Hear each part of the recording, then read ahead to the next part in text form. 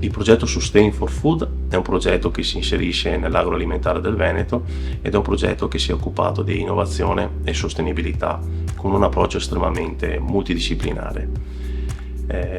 All'interno delle diverse tematiche di ricerca che sono state poste in essere, in primis ricordiamo alcune di queste legate ad alcune caratteristiche salutistiche di alcuni prodotti, quali ad esempio la lattoferrina o lo iodio presente nei prodotti lattiero-caseari, in merito in particolare allo iodio, che è legato al metabolismo della tiroide, quindi è un aspetto molto importante per la salute dell'uomo. Abbiamo posto in essere in primis la mappatura del contenuto di iodio nelle stalle produttrici di latte in Veneto, e poi nel secondo anno di progetto abbiamo posto in essere delle attività di sviluppo di prodotti naturalmente fortificati per la presenza di iodio. Questo ci ha permesso e permetterà al consumatore di poter utilizzare questi prodotti poi come presidio primario per la salute. Secondariamente ci siamo occupati di microplastiche, e questa è una tematica decisamente molto attuale, molto nuova, già ben affrontata nel comparto ittico, ma per nulla affrontata nel settore lattiero-caseario e dei prodotti a base di carne. Anche in questo caso abbiamo svolto un primo screening per capire quale sia l'impatto delle microplastiche nei prodotti, appunto in queste tipologie di prodotti, e dall'altro abbiamo studiato anche alcune dinamiche di cessione delle microplastiche dal packaging al prodotto medesimo durante il ciclo di conservazione del prodotto stesso.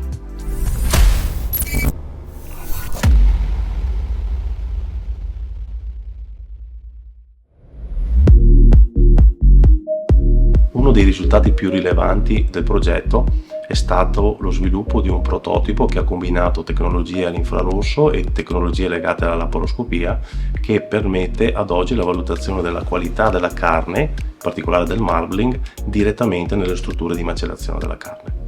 Sempre nell'ambito delle tecnologie all'infrarosso abbiamo utilizzato queste tecnologie presenti nei laboratori dei caseifici, in particolare di caseifici legati alla produzione dell'Asiago DOP,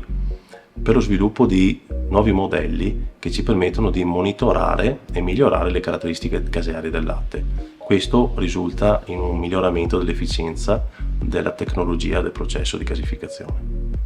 All'interno delle strutture di casificazione non ci siamo occupati solo di tecnologia, ma anche di sostenibilità. In particolare abbiamo posto in essere delle attività di ricerca nell'ambito delle utilities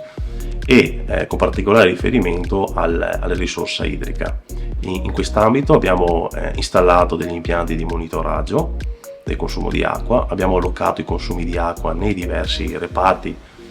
produttivi delle strutture di casificazione o di trasformazione del latte, e questo ci ha permesso di capire nella realtà come vengono destinate queste risorse idriche. È chiaro che queste strutture, in generale le strutture del comparto agroalimentare, sono delle strutture grandi utilizzatrici di acqua, ma è anche vero che la maggior parte dei consumi idrici, quindi dell'acqua, poi rientra pulita all'interno del territorio nella quale è stata poc'anzi prelevata. Un'altra linea di ricerca si è occupata di packaging, in particolare in collaborazione con i colleghi dell'Università di Verona. Abbiamo sviluppato all'interno di diverse aziende che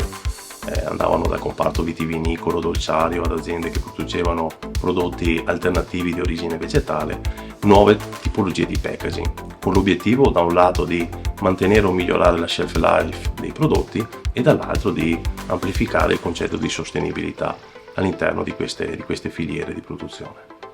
Quindi, concludendo, il progetto di ricerca ha permesso innanzitutto la pubblicazione di risultati scientifici su riviste di rilevanza internazionale, ma poi ha permesso sia all'università e agli enti di ricerca più in generale di venire in contatto con le aziende e quindi conoscere quelle che sono le necessità delle aziende e rendere attuali anche le tematiche e le attività di ricerca degli enti di ricerca medesimi, e dall'altro ha permesso anche alle aziende di conoscere quelle che sono le competenze presenti ad oggi